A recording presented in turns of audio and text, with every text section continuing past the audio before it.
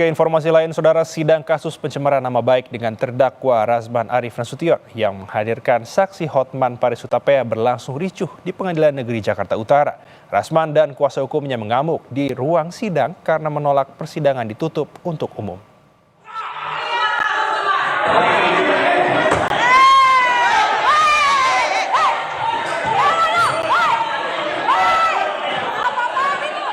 Saat sidang, majelis hakim meminta untuk persidangan dengan agenda keterangan saksi dari Hotman Paris secara tertutup karena ada materi yang mengandung kesusilaan. Namun, Razman dan kuasa hukumnya menolak sidang ditutup untuk umum dan mengamuk di persidangan. Sebagai tidak kondusif, majelis hakim sempat men-skors jalannya sidang dan akhirnya ditunda hingga 2 minggu ke depan.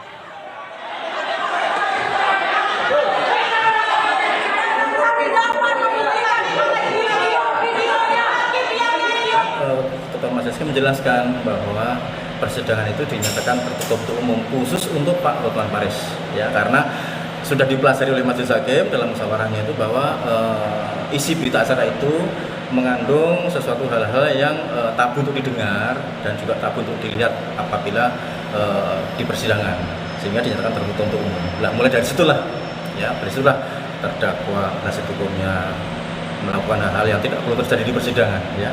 Sebetulnya kalau memang keberatan kan ada ruangnya, ya, nanti bisa juga di pengadilan kontra pembelaannya. Sorotan lain, saudara.